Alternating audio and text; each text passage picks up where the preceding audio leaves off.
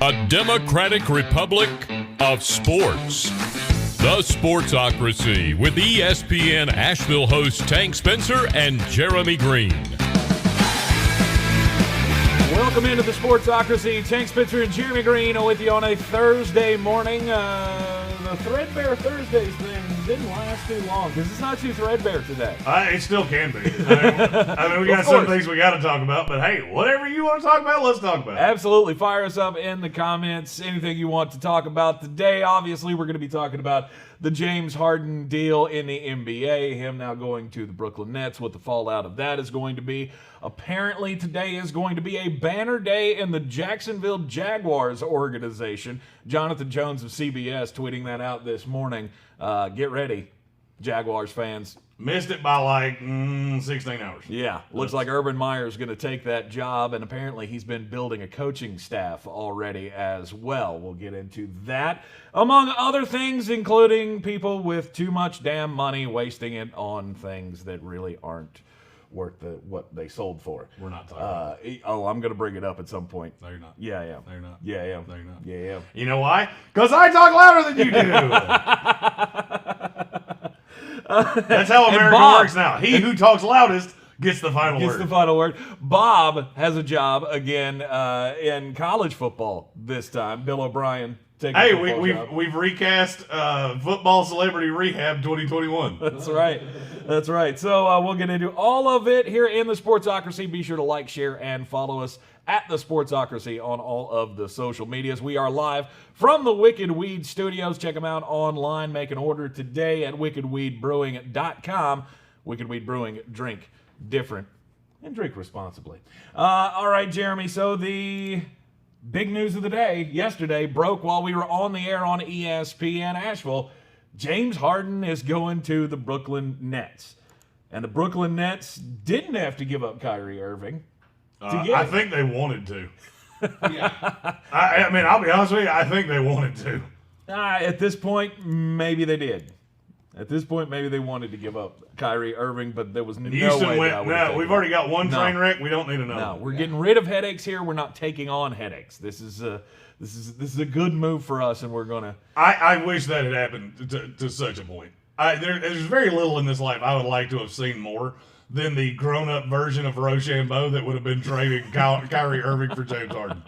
It's like, okay, I'm going to kick you in the balls, and then you kick me in the balls. And we'll do this until one of us pukes. Well, Houston's already done that once with the John Wall, Russell Westbrook. They've done that. Right. They've done that twice already. Chris Paul for Russell Westbrook for Chris Paul. Yeah, but Chris Paul wasn't a kick in the nuts. Yeah, his contract was. His contract very much was. Now, Oklahoma City, he went there where they had no talent and turned into an MVP candidate. But, that can happen when you're the only really good player on a team. Mm-hmm. James Harden proved that to us time in and time out in Houston. That's, I would debate that he was never all that great. So, get mad at me. That's fine. Yeah. He's a great scorer. Okay. He's a great shooter. Is he a great player? No, he's not a great player. No. See, because here's the thing. You don't just get his offense. Mm-hmm. It's not like hockey or football where, you play offense and then you don't have to play defense. Right. You have to play both. And he can't and refuses to do the latter. Yes. No one disagrees with that. But the trade overall, I mean, it was fine. They got They got what they could out of him. I cannot believe that there are... I have heard time and time again, this was a win for the Rockets. Really? You got 4 what are going to be very late ones and a bunch of pick swaps that you're never going to initiate. That will wind up being 1 pick swap, maybe 2, and 4 back into the first round picks. Yes. And you might get 1 that's good, I don't know, 7 years from now, when nobody in this organization is still going to be there. But you also got because they will have all been fired. For half a year. Sweet. Here's the thing. The Indiana Pacers were the team that came out of the best in this. Yeah. Because they took an asset they were going to get nothing for and got 3 years of a 26-year-old good scorer in Karis LeVert. Yes. This is what we talked about this right before it happened. This is what good small market teams do.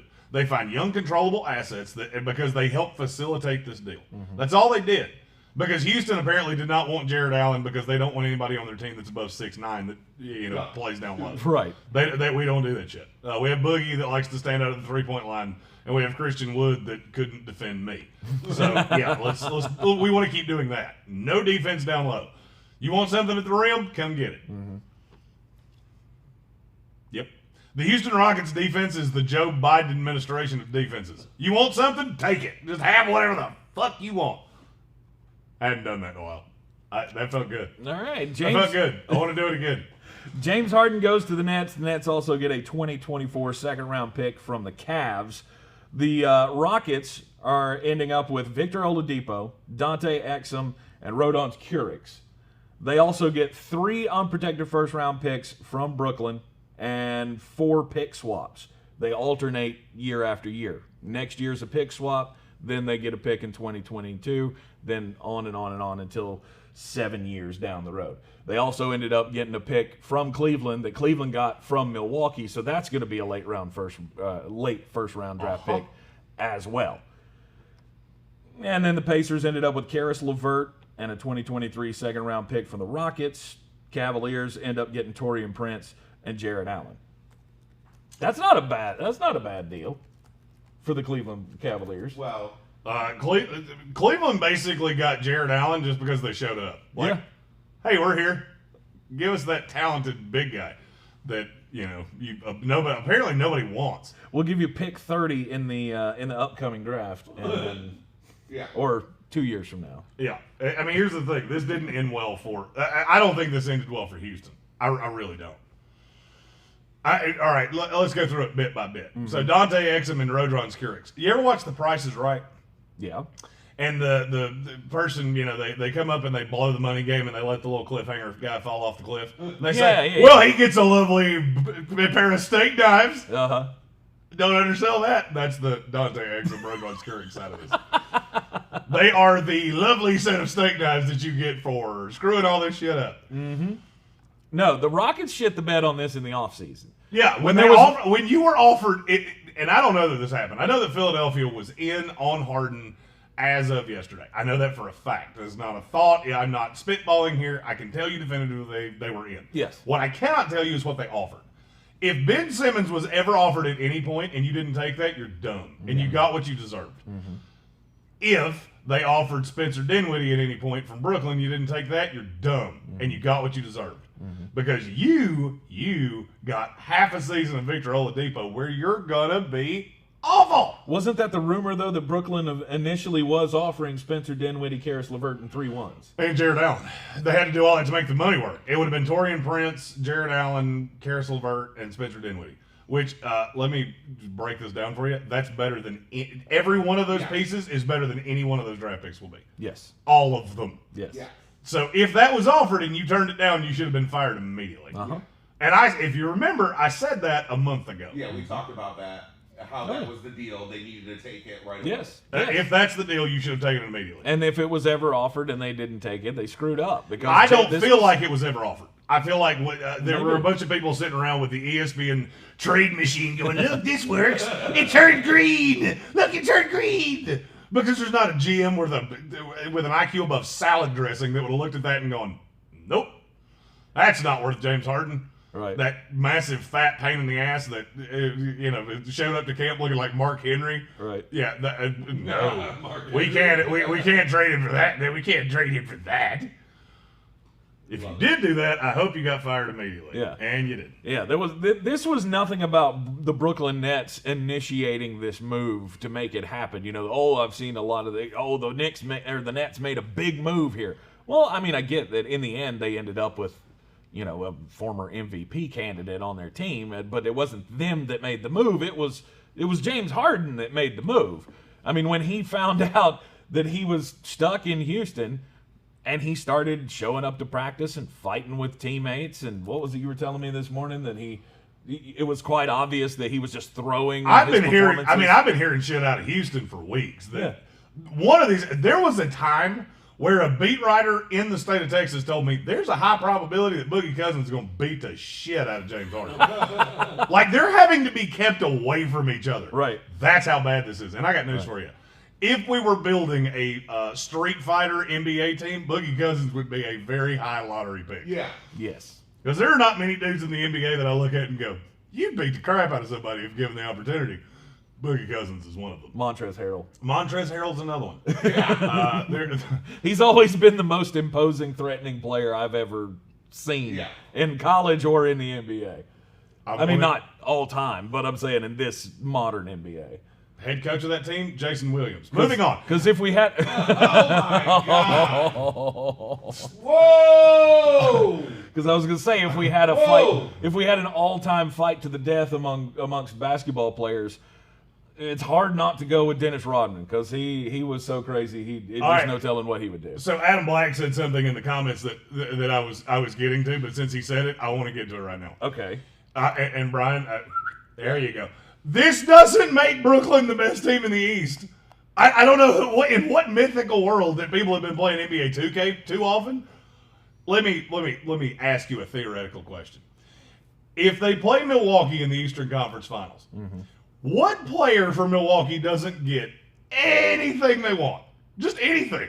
Drew Holiday, Chris Middleton, and Giannis Antetokounmpo would beat this team on a nightly basis by 30 points. Really? Straight up.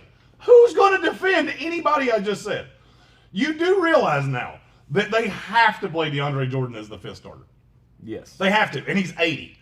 I think he's like 32, 33 years old. He's a 33-year-old man in a 78-year-old man's body. He aged like milk. And now he has to be the fifth starter. Because you have to play somebody that can play defense. Because none of the rest of these guys can.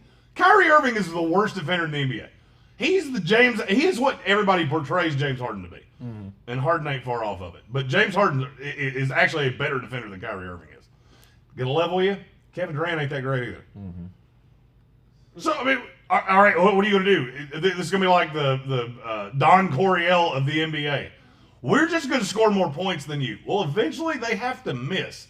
And if NC State taught us anything last night, when the other team doesn't miss, you get smoked. Yep. Go online right now and check out iskevinkeatsawinner.com. No. No, he is not. Lost to my fighting Florida State. 105-73. I turned it on to see the end of that ball game, and I went, what is happening? Florida State was shooting 84% from the floor at one point with about 3 minutes to go in the first half. They wound up shooting 71% and 65% from three. That's a good day. Back to what we were talking about. Yeah, I'm going to disagree with you. I'm going to say that this is the best team in the East. This will be the team that represents them in the Eastern Conference Finals. If they can figure it out, I mean, obviously there's going to be a lot that has to go into making this work, but talent alone, in my opinion, should be enough to get them to the Eastern Conference Finals. I don't buy the Milwaukee Bucks. I never have. They always find a way to lose in the playoffs, and I think this team can get it done. I'll level with you. They're not the second best team in the East. What? They're not the second best team in the East. You can't defend anybody. You can't win every. We've already learned this. We've done this. The Houston Rockets, the Phoenix Suns. How many teams have gone, we're just going to outscore you? And for some reason, I don't know why this is, but they all seem to be affiliated with Mike D'Antoni. He's an assistant for the Nets. Just throwing that out there. Just throwing it out there. I mean, I'm telling you, the Miami Heat would beat this team. Straight up. Who stops Bam Adebayo? How does he not have 35 points a night and 20 rebounds? Who? Who stops him? DeAndre Jordan, he'll get in foul trouble in 4 minutes. And you're so thin that any night you get in foul trouble, you're screwed. Screwed, because you don't have anybody else to play. Well, that's fine. And here's what nobody's going to talk about. Joe Harris is a bad defender, too. Jeff Green's net neutral, maybe is the hair to the positive. That's it. That's all you have. I mean, so you think you're going to sit here and run up and down the floor with 6 guys? Okay, good luck. And you're going to wind up with some vet minimum guys at the deadline? Cool. I'll still take Miami. I'll still take Milwaukee. I'll take them all day. And guess what? I'd probably take Philadelphia too. Really? Because I have no idea how you're going to stop anybody with any size. Yeah, you want to stop Joel Embiid with DeAndre Jordan. Sweet. Let's see how that goes. That's the idea. But it's kind of the Golden State idea. Just shoot over the top of them. And I'm so tired of that comparison. I'm tired of that comparison. Okay. Klay Thompson, plus defender.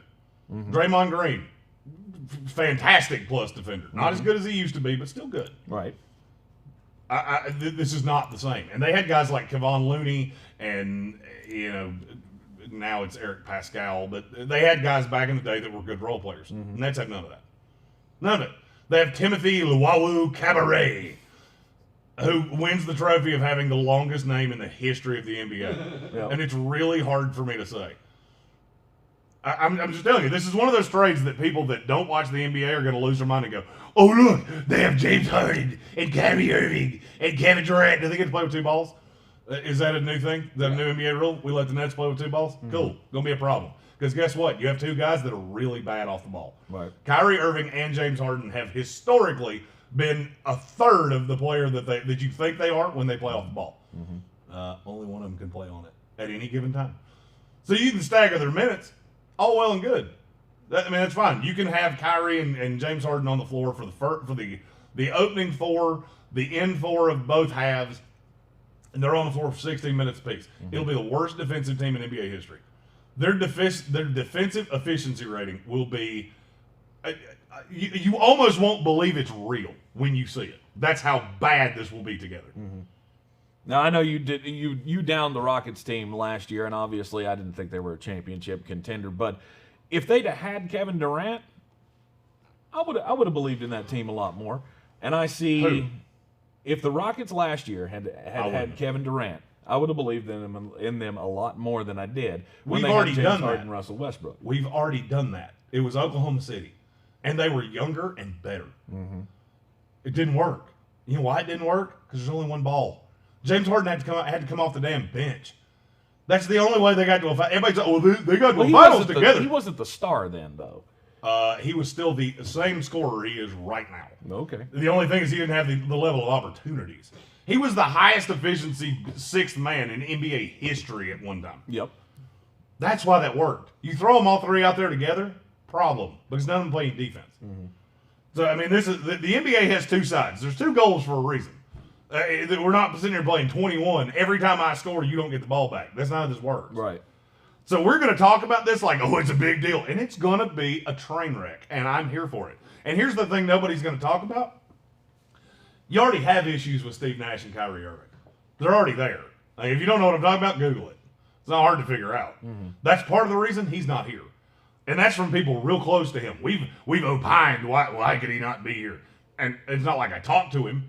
But there are people close to him that said he wasn't cool with the Steve Nash hire. He wanted say on it, and now he's butthurt and his little feelings are hurt. Cool. So now you have two malcontents and Kevin Durant.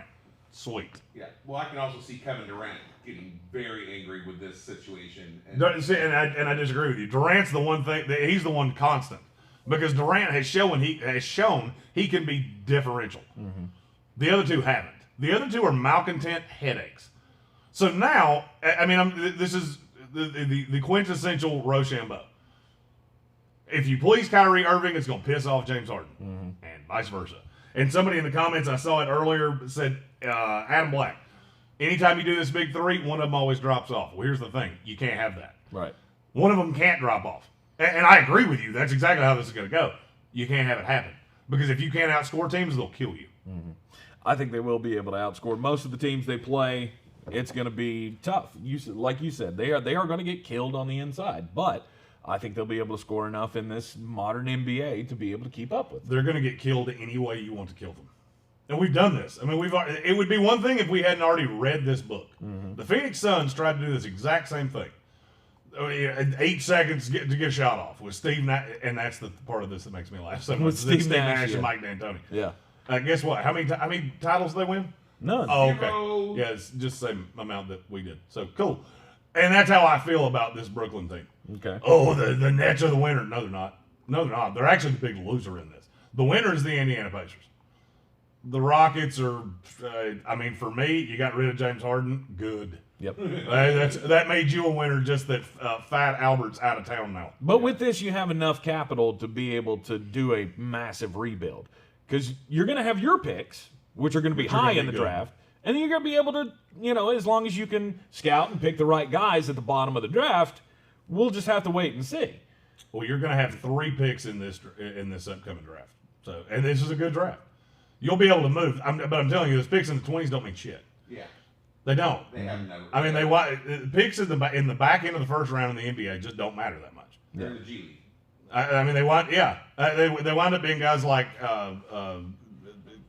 I can't remember his first name for some reason. Cabin from Florida State. Yeah. It's a guy that we loved. We all loved.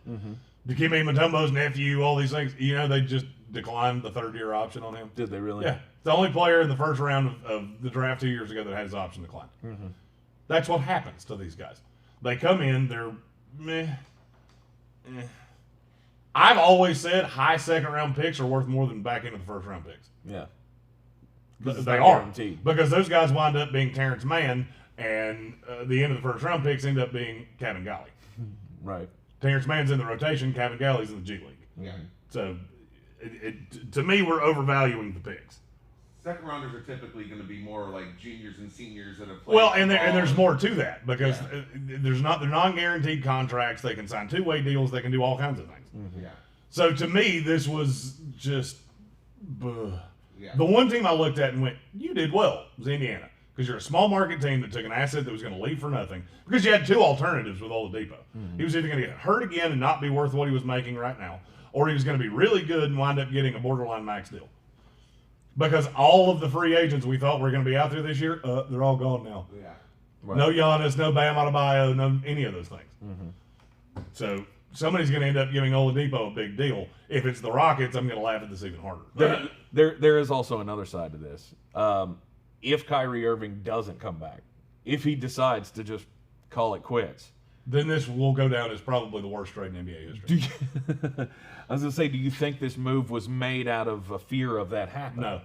I think they talked to Kyrie Irving and they know he's coming back. You don't do this deal if you don't think he's coming back. Yeah. That's what I think. Because Harden and Kevin Durant with Joe Harris and Chris Cheese is a 5 seed in the East. That's a 4 or 5 seed in the East. Yes. And your picks wind up being in the late teens as opposed to the late 20s. And then you've made a boo-boo. Just like you did 8 years ago. Now, the team chemistry might be better if Kyrie Irving doesn't come back. Yeah. they might play better together They if just don't Kyrie have Irving's not pieces there anymore. to muck up the situation. But now that you've done the deal, you've gotten rid of your down low talent, and yeah, you're in a bad spot. I mean, it's going to be a big gamble, but I think this does make them one of the favorites in the East. I don't. And I'll bet anything you want to. What seed are they? 3. Is that not a contender? Not when you get to the playoffs. You didn't go in last year thinking Boston weren't they the 3 last year? Yeah. Did you go in thinking they weren't a contender? I mean, okay, that helmet's black and that one's white. So, do you not think that one's hard to keep clean and that one is? It's basically what she was asking. They're 2 completely different teams. Boston had legitimate pieces, was really deep. And you know why they were really deep? Because they fleeced the Nets in this same fashion about 10 years ago. Yeah. Which is how they wound up with Jason Tatum and Jaylen Brown. Very true. Very true. They're 2 completely different teams. You're asking, you got to give me a comp to a comp here. This is a team that just flat out thinks they can outscore you. I can give you 100 examples of where that does not work. Doesn't. You can't. Anybody says nobody plays defense in the NBA. You're not wrong, but in the playoffs, everything gets tighter. And if you can't defend at all, you have no shot. Right. This team cannot defend at all. Right. Defense was a big thing that got Miami to the finals last year. Yeah, I mean, all right, so let's go the Miami route. Who defends Tyler Hero? Who defends, better question, who defends Jimmy Butler? Yeah. Jimmy Butler is going to abuse one of these guys. And I don't really give a damn which one it is. Yeah. Who stops anybody? I mean, it would be a joke. This is what happens when GMs play too much NBA 2K. Like, look, I can shoot from anywhere. You think that's what he was doing? No, I think you're the Nets and you've been irrelevant and you're chasing being relevant. Right. Stephen A. Smith just said there's never been a New York team with this much talent in the NBA. Oh, you're probably right. Yeah. Not going to mean shit. It's not the best team. I would argue the Knicks teams in the mid-'90s were better than this. Way better. First of all, because they just beat the piss right out of you. Right. I might leave you in an alley back behind the garden. No free layups, Ron. Go. Yeah, but this day and age, none of those players would have made it through the first 5 minutes of the game. They'd all been in foul trouble immediately. Yeah, but they didn't play in this day and age. So. Oh, I get it. I mean, I understand that.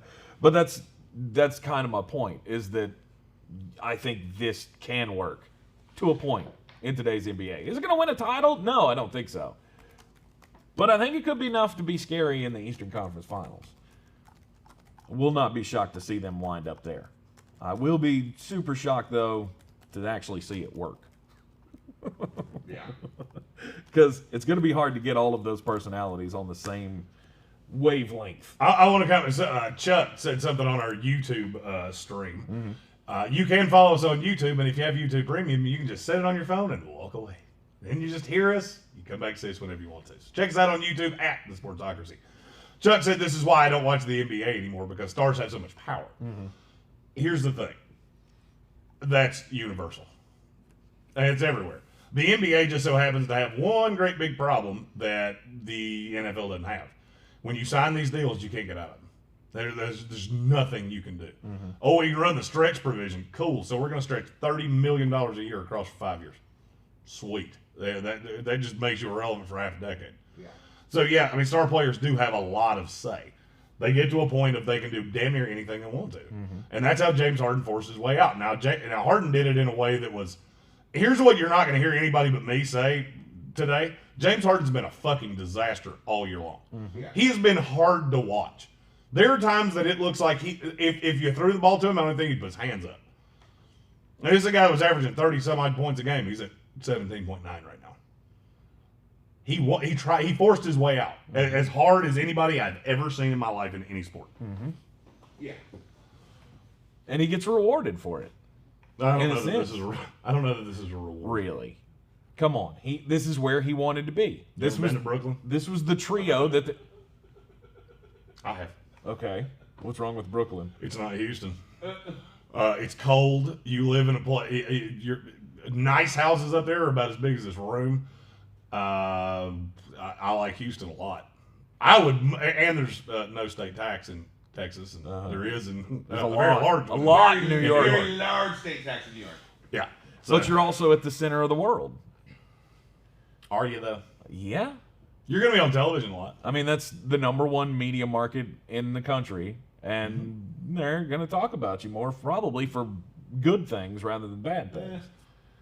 Yeah, I disagree with you. I think this is going to be a train wreck.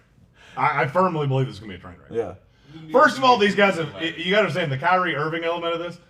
He's never played with Harden and Durant. Never. Yeah. And you're doing it for a coach that's learning on the job. Yeah. Sweet. This will end wonderfully. But that's why they got D and But they got a lot. Yeah, right. They got a lot of experience around Steve Nash, so there's, he's insulated himself from some of that rookie coach speak, right? The fact that he has experience on his staff, that helps, right? I mean, it doesn't hurt, but it's at the end of the day, you're still the head coach. You're not commanding Greg Popovich level respect, which, by the way, that's why Kyrie Irving's not with the team right now. Let me ask you a question. If Greg Popovich or Eric Spoelstra or even Mike Budenholzer was the coach of the Brooklyn Nets, you think Kyrie Irving would be in the building right now? Oh yeah. Because I do. I 100% do. Or he'd Yeah. be gone. And so now you've already shown that you do not have control of this team, which is why one of your star players is, partying with Drake or some shit, of which I don't understand the allure of Drake, but, more power to you. And now you just brought in another malcontent that basically just got affirmed that me pouting and being a petulant little bitch will get me what I want. Right. That's gonna end well. I look at the Brooklyn Nets like I look at that mother that's in line with her 3 kids, and they're screaming their heads off, Okay. and she's just giving them candy to shut them up. Like, yeah, that's how you do that. That's a good call. You should keep doing that. That's not at all why this is happening. Right. True story. Way more strip clubs in the New York area than in Oh yeah. Oh, you know who the big winners are? Strip clubs in New York City, because you just got big baller Harden showing up.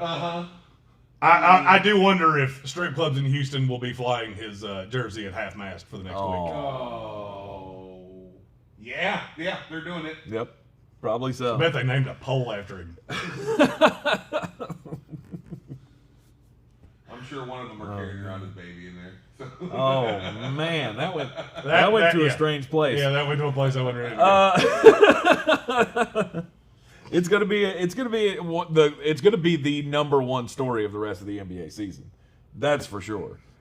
There will never be more eyeballs on the Brooklyn Nets than there will be now, especially when Kyrie Irving comes back in that building. And that means that comes with a lot of pressure. That comes with a lot of people like me saying, now you're expected to be in the Eastern Conference Finals. You're expected, hell, a lot of people are expecting them to win it all. I don't understand I'm that. not one of them. I'm not in there. No. I think competing for the Eastern Conference title was the goal here. Just for shits and giggles, let's play a fun game of what if. Mm-hmm. Let's say they do come out of the East. How do you think that's going to fare against LeBron James and Anthony Davis? Oh, it's not. Destroy him. That'll be sweet. I have routinely. What is my favorite line about teams in pro sports? Either be good, Oh yeah. Or bad. or be god awful. The Nets are now meh. To me. Meh. You have two of the most overrated players in the NBA on your team at one time. Mm-hmm. That's not going to get a lot of kudos and slaps on the back from me. Mm-hmm. I don't know how you turn this thing into a title contender, but I think if you can make all that talent work together, you might be a year away. Well, you're not a year away. Every passing year, your ability to contend gets less and less. I don't know, depending on who you can put around them after this is done. After this season is passed, what you can build around them, then... That's the point you're not understanding.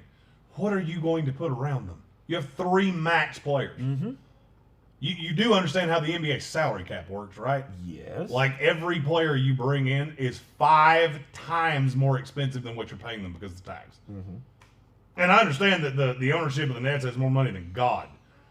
At some point, that becomes a problem. Mm-hmm. And you just tied yourself to it for minimum 2 years. Yep. Because Durant does have a team or has a player option after next year. Mm-hmm. Not like he's going to enact it. Which I think is... And if he does, you're just going to re-sign him. Which I see this blowing up in 3 or 4 years. It's not going to last any longer than that. And then that means that those draft picks that they just sent, those pick swaps in, 25 and 27? Those are the ones that I'm looking at going, those could be the linchpin that makes this deal kind of worth it. I'm not.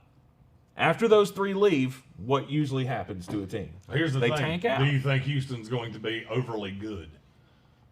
See, here's the thing with a pick swap. Depends You have to on how see they your draft. pick too. That's what nobody seems to understand is, they could pick swap picks with them. Okay, that means Houston would have to be good. They might be How they mediocre going to by happen? You're that tied point. to John Wall for 3 more years. Mm-hmm. They might be mediocre at that point. I disagree. With young I stars think that this they can team get will in the be draft. bad for an extended period of time. You're tied to Christian Wood. You're tied to John Wall. Mm-hmm. You're going to lose Oladipo probably for nothing, or you could actually be even dumber and give him a huge deal to keep him around because you have his bird rights, and then you're completely irrelevant. Yeah. Okay. I think picking up the assets was the best move that they could have made because they already made the bad decision not to trade him in the offseason. Yeah. And this is where you're at. Get out. In the NFL, the Jacksonville Jaguars, it could be a monumental day for them. Like I said at the top of the program, CBS reporter Jonathan Jones tweeting out this morning, "Good morning, Jags fans. It should be a momentous day in franchise history. All the reports are that Urban Meyer is in advanced talks with the Jacksonville Jaguars to take the head coaching job, which will also... He's going to be the GM too, right? No, Isn't Trent that the deal? Baalke would be the GM. Okay. But he'll have... Which a lot we've of already power. seen that go well once. That ended nicely in San Francisco, didn't it? Remind me. Trent Baalke? Yeah. He was the GM in San Francisco Okay. with Harbaugh. Okay. One had to go. Right. And then the other one left. Okay. I thought you were talking about the guy from Perfect Strangers. I love that guy. What the fuck is Perfect Strangers? It's a show you're too young for. And Balky from Balky. Exactly. Jacksonville Jaguars, though, Urban Meyer taking over, getting a lot of power, and there's a report that he's already been putting his coaching staff together. That this is how far the talks have gotten, and he's looking to create kind of a college all-stars coaching staff of, I'll put all-stars, with former Texas coach Charlie Strong, who the last time we saw him wasn't too swift. Chris Ash, the former Rutgers head coach, and former Colorado State head coach Steve Adazio. What do you think about that coaching staff? It's a college staff in the NFL. We did this one time before. Remember the old ball coach? Well, 5-11, not too good. It's just comical to me. Like, this whole thing's funny as hell to me. Yeah. And there's part of me that thinks Trevor Lawrence is sitting here going, please, God, don't draft me. Like, for the love of God, just take Justin Fields. You're an Ohio State guy, and you know he's going to do that. This is how college coaches work. They wind up with players that they know. If you don't believe me, look at Chip Kelly's roster in Philadelphia. Right. And Steve Spurrier's roster in Washington. Right. And on and on and on down the line. Matt Rule's roster in Carolina. Yeah, he's got about 43 Baylor players on his team. Greg Schiano, when he went to the Tampa Bay Buccaneers, we had like 8 Rutgers players. Yeah. And there were only 9 Rutgers players in the entire league. Yeah. This is bad news. Name me the college coach that's been good in the NFL. Mm-hmm. Pete Carroll's the only. Pete Carroll's the only one I can. But here's the thing: Pete Carroll was an NFL guy that went to college. That's a bullshit analogy, and it drives me nuts. Pete Carroll doesn't count. He'd had 2 NFL head coaching jobs before he went to college. Right. That's not what we're talking about here. We're talking about guys that have been in college that are 50 some odd years old now that have never coached a second in the NFL. Right. And now you're going to bring them all, and we're going to do this to kind of hell run the veer. Fuck it. Let's go to Lou Holtz. Let's give him a fight song. Yeah. God, I got pissed off talking You're about going to break that one, too. Nope, this one's more resilient. Yeah. The ding from your yesterday's radio show is like. Yeah, the bell in the ESPN studio is, it's been through some shit. It's a little worse for the wear. That's because old Ham Hands over here just like cups it. Well, look, that's because it's a lot more authoritative the way I do it than going. It doesn't. I want it to be. Again, why I think we need to get you a boxing bell. Yeah! Ding! Yeah, Jimmy Johnson's the answer. Adam Black got it right in the comments. That's the one. Yeah. You know, and people will say, well, Jim Harbaugh was good. Jim Harbaugh played in the NFL for a bajillion years. He was a pro coach that wound up in college. Mm-hmm. I mean, yeah, he started in college. He'd been there for an hour. He was at San Diego for 2 years. He was at Stanford for 3 or something in that realm. I can't quite confirm that's exactly what it was. Yeah. But he was like 45 years old when he took the 49ers job. Mm-hmm. He's an NFL coach that just so happened to be in college. Yeah. Jimmy Johnson started in college. I don't remember exactly what he had done before that. But, I mean, think of the true, honest-to-God college guys. Schiano had coached in the NFL. I don't even include him, to be honest with you. Mm-hmm. The Chip Kelly, Steve Spurriers of the world. Lifelong college coaches that come to the NFL. And you know what pro players look at those guys and think? You don't belong here. Yeah. You don't belong here. You're not you tell me what player is going to look at Urban Meyer standing across from, I don't know, let's go Frank Wright. Okay. And and not think we're going to get outclassed from the top down today. This is a team in their division. I didn't even go Belichick, Andy Reid, the high-level coaches in the NFL. Right. I mean, it's just a joke. It's the most Jacksonville Jaguar thing that could happen. And if I'm Trevor Lawrence, I've said this, and I will continue to say it. If I'm Trevor Lawrence, I look at this team and go, I want nothing to do with you. Mm-hmm. Not only are you a small market team, you're a small market team with a crazy lunatic owner, no fan base, and you're run into the ground. I don't want shit to do with this. Yeah, this looks like a G League team rebuild to me. I mean, it's you going out and you're getting college coaches to, it's like what are we building here? The feeder program for the rest of the NFL? Pretty much. Actually, no, we're just maintaining it because that's actually what the Jacksonville Jaguars have kind of been. Yeah. The Jacksonville Jaguars are the feeder program for the rest of the NFL. Yeah, that's because what I'm as soon as they develop a player, he winds up somewhere else because he doesn't want to be in Jacksonville. Right. So I said yesterday that I had been told Urban Meyer was making a decision yesterday. Mm-hmm. What if he says no? If he says no, then every reporter is wrong because everybody says this is on the verge of happening. Okay, that's not what I asked. What I asked was, what if he says no? If he says no, where do you go now? That's a good question. Because who really wants this job? Who's not going to watch this and go, well, that's a damn circus? Mm-hmm. You have basically poured all of your assets into a wagon and pushed them to a guy who has coached as many plays in the NFL as I have. Yep. You think one of these high-level candidates is going to look at that and go, yeah, I want to do that. Let's do that. That'll be fun. Nope. There will be one, though. I mean, at some point, any head coaching experience is better than no head coaching experience. Well, I mean, we've seen time and time again. Well, I'm not once saying you they're get trying to into hire the club, the fucking I mean, janitor. it's like getting into a golf club. Once you're into the club, you're going to be recycled over and over and over again. That's why we keep having all of these discussions about guys like Jim Caldwell, Jack Del Rio, Marvin Lewis. Nobody's all talking those about Jack guys. Del Rio. Jack Del Rio didn't even keep his coordinator job. So. But he was in this club at one point. That's what I'm saying. And you can get retread and get more interviews for the jobs the next time. Notice Somebody's that gonna none take of this those job. none of those are the college guys that I'm talking about. No, they're not. But that's what I'm saying. If Urban says no, then somebody's going to step up and take that I job. mean, I'm not saying they're going to wind up with the trash guy coaching the team. That's not my point. What I'm saying is, what high-level candidate looks at this and goes, yeah, that's a well-run franchise. Yeah, I want to tie myself to that. You think Eric Bieniemy looks at that team and goes, yeah, let's do that?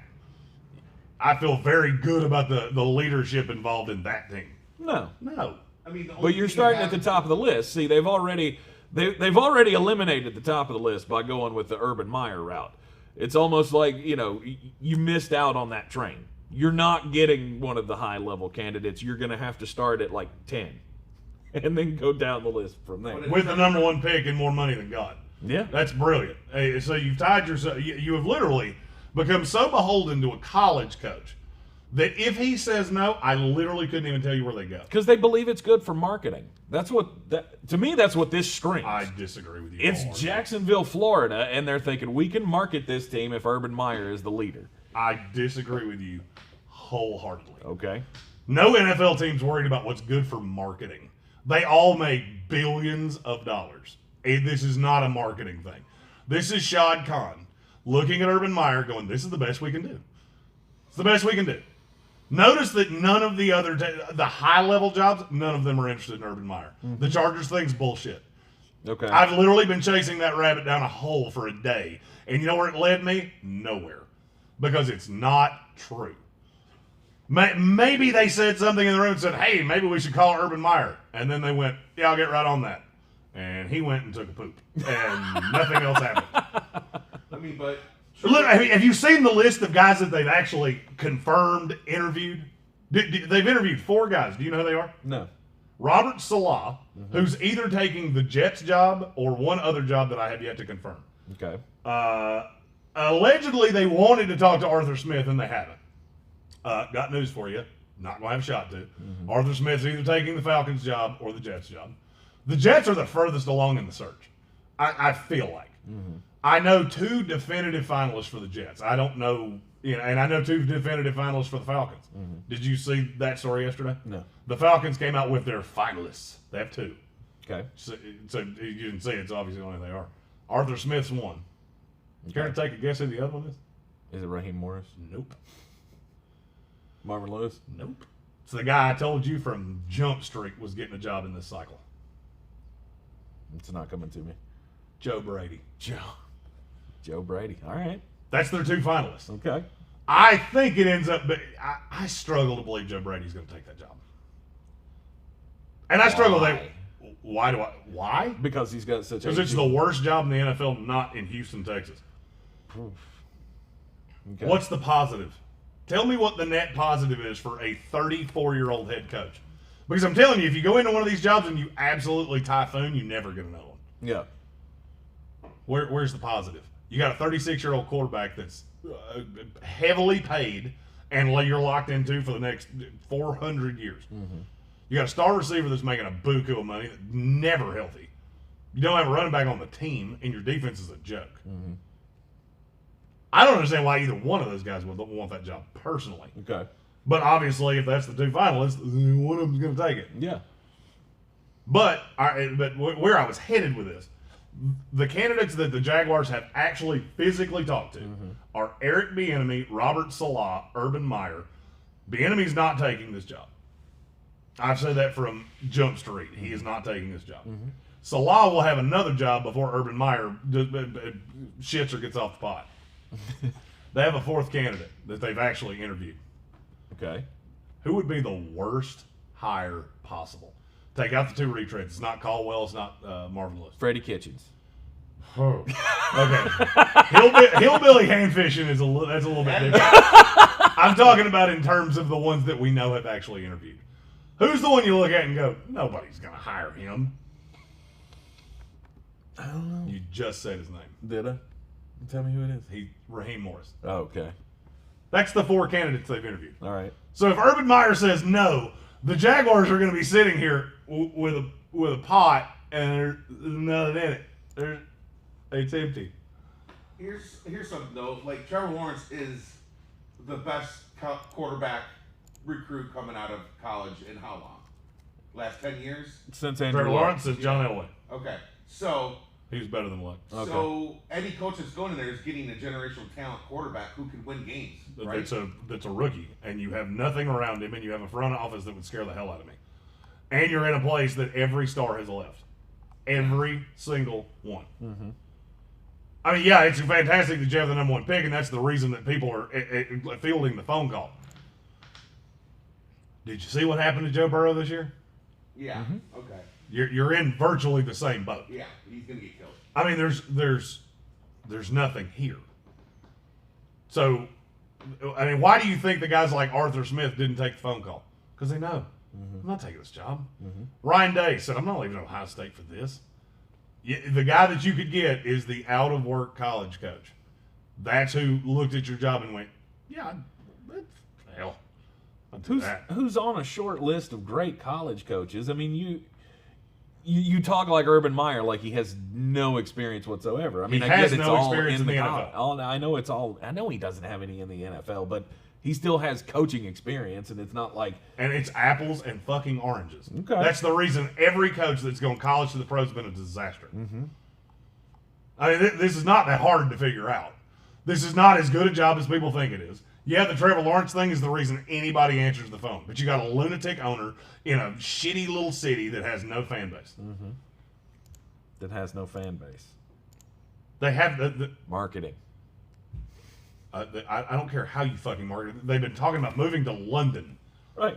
I don't care how you market this. You've pissed off the whole fan base. That's what I'm saying, though. You've taken a guy who is beloved in the state of Florida, and because he won national championships at Florida, I don't see how you don't see this as a partial marketing ploy.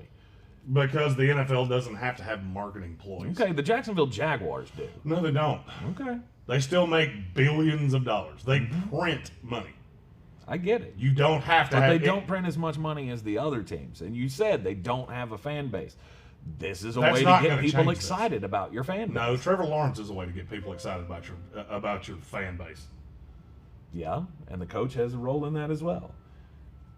Not really. Okay. Nobody gets. Tell me the coach that somebody gets excited about. Like, oh, we hired this guy. Tell me the last time that happened. That a team hired a coach and all of a sudden the fan base went, oh, we'll skin my cats. I got to get to the stadium because we hired Peckerwood Smith as our new coach. Peckerwood Smith. I mean, name it. You tell me the last time that happened. The last time a fan base went, yes, look what we did. Crickets. It's because there's not one. Mm-hmm. Alex Sanders said the one that was the one I was leaning into. Mike McCarthy. How long did that last? Hour? Did it last about an hour? Mm-hmm. Coaches don't get people excited. They don't.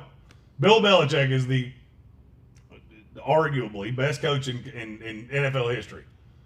You think the Patriots Patriots fans are really excited about him right now? They're looking at Cam Newton, who's just worthless as hell. They don't have one receiver on the whole team, and they couldn't run a greasy peg up a cat's ass. Mm-hmm. You think there's people in the stadium going, but we got Bill! I gotta renew my season tickets because we got Bill. And that's a guy that has 6 fucking Super Bowl rings. It does matter. A coach does fire up the fan base until they prove Name you one. wrong. Name Everyone. the one. As Michael Whiteside said in the comments, Philly does it every time they hire a coach. It's the greatest You thing think since Philadelphia sliced was? bread. You think Philadelphia had hard winners over Doug Peterson? You don't know as many Philadelphia Eagle fans as I do, obviously, because no, they didn't. Philadelphia kills every hire that comes in. Because Philadelphia would boo Jesus. They already booed Santa Claus. I had to go one step above if you're wondering why I always use that. I mean, I'm just telling you, there's not a coach that the fan base goes, God, I got to renew my season tickets now. And it's sure as hell not a college coach. Okay. I mean, it might happen to stupid people, and that's going to last for a year. And when he goes 4-12 next year, well, at least we got that 1 year. They're in Jacksonville. There are And? plenty of stupid people down there. He said that, not me. I don't even say that about Cleveland. At Sports Tank ESPN on Twitter. Dick. Let me put it right out there for you. Yep. Yeah, there you go. Yep. There you go. Adam Black Right on said the Jets button. fans with Adam Gase. No, we weren't. You know what every Jet fan I know said when we hired Adam Gase? Why the What fuck did the we do that? fuck? I think that was meant to be a joke. Oh, yeah, I see the laughing face now. Sorry. It's real little on the screen. Oh, shit. All right. What else do we got? I guess we got to talk about Bill O'Brien. Bill O'Brien. He's back. He is now going to be the offensive coordinator for the Alabama Crimson Tide and the Nick Saban rehab program in full effect once again. Bob back with Nick Saban. Bob's got him a job. Good for Bob. So, I mean, does this matter? Does he just pick up where the last guy left off like they've been doing over and over and over again? Doesn't matter who takes that job. Say that again? It doesn't matter who takes the offensive coordinator job for Alabama. They're going to be successful in that position. Yeah, because you got Nick Saban as that coach. Right. I mean, there's varying levels of successful. I mean, I don't think Bill O'Brien will come in and be as successful as a play caller as Steve Sarkisian. This is the only job, I think, in all of sports where the candidate could pay Nick Saban to take this job. Will you please let me have this job? Because it's a golden ticket to another opportunity somewhere. Well, here's the thing. Bill O'Brien next year will be a very hot commodity no matter where he was. Because he was a good college coach. Because he went to the NFL. He was a good NFL coach. He went to the NFL and got personnel control, and he was a disaster. Yep. Yeah. There's a difference there. But, I mean, in terms of do I think this is a good hire, I think that's what Nick Saban does. Nick Saban brings in guys that command respect. You know, Bill O'Brien was coaching Deshaun Watson 5 months ago.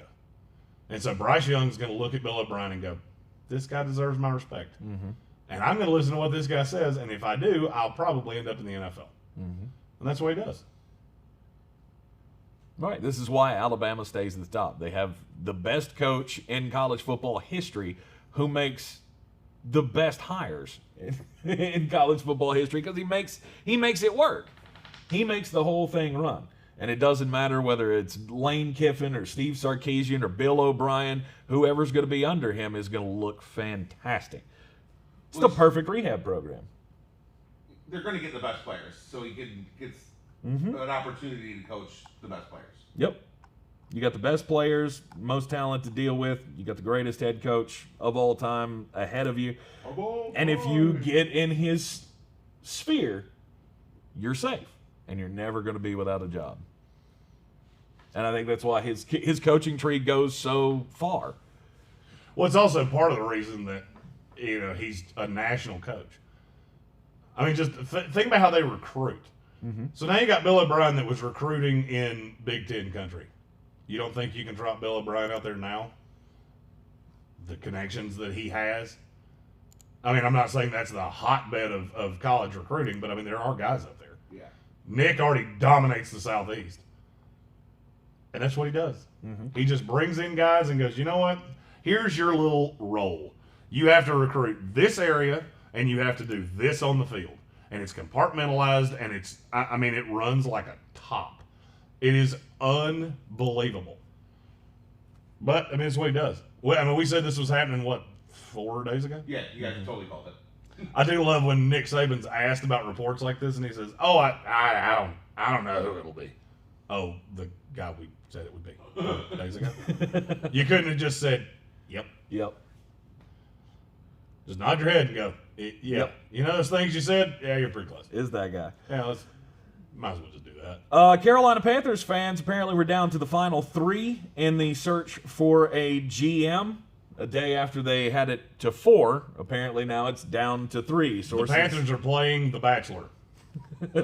Sources reporting that Titans Director of Player Personnel Monty Ossenfort, also Chiefs Assistant Director of Player Personnel Ryan Poles, and Seahawks Vice President of Football Operations Scott Fitterer are the 3 finalists apparently eliminated from the list yesterday. 49ers VP of Player Personnel Adam Peters, who was like the nepotism candidate in this. He was a guy that played for Matt Rule and for, it's not Jon Snow, Eric Snow. What's his name? The defensive coordinator? I thought it was Dennis Snow, but Dennis Snow. Phil Snow. That's Snow. his name, Phil Snow. We went from an actor to a basketball player. I don't know, Al Snow. I mean, Eric Snow. Al Snow. Al Snow, yeah. More head. We need, yeah. Man, I love that guy. So they're Did you down just do to a pro wrestling thing? We did Yeah, we pro did. wrestling. Totally. Yeah, that was a pro wrestling reference. Usually when you two agree on something and I don't understand it, it was a pro wrestling thing. Down to 3 candidates. Do you have a favorite or thoughts on any of these guys for that job? I've said it was the guy from Seattle from Jump Street. Yeah, guy that's been in Seattle since 2001 has obviously been through it with the Seattle Seahawks and the build and the rise and the fall. See, of that organization. unlike Tony Dungy and Andre Johnson, I don't necessarily think I know more than the ownership does about picking a GM. I know what I've heard about the guy. Everything I've heard about Fitterer is positive. Mm-hmm. Now it's out of Seattle, and everything's positive. So except Brian Schottenheimer, not so positive about him. Yeah. True. Couldn't quite figure that one out. We will not have an ESPN Asheville show this afternoon, sadly, because of UNC Asheville basketball. I will be in studio doing the score updates and a pregame and halftime show for that. Jeremy's going to take the afternoon off. I will be at home in my underwear in a beanbag chair eating Cheetos. That's my plan. Wow. And the collective agreement of everybody just threw up in their mouth. Yeah, it's thanks fine. for sharing. We could have gone with just, I'm going to enjoy my time off. But thanks for putting that image in our heads. We will be back with you on the radio side tomorrow afternoon. Though there will be UNC Asheville basketball tomorrow afternoon as well. But the game will wrap up at about 4 o'clock, and we will be on for the full 2 hours to preview everything for the weekend on ESPN Asheville Friday from 4 to 6. So just a note there. We will be with you in the Sportsocracy right here in the Wicked Weed studios tomorrow morning. WickedWeedBrewing.com. Don't forget to visit them online and make an order today. Order up your beer. Schedule a brewery tour. They're still doing those, by the way, and all doing it socially distanced and responsible. WickedWeedBrewing.com. Drink different. I'm Tank Spencer. He's Jeremy Green. Yeah. We'll see you in the morning.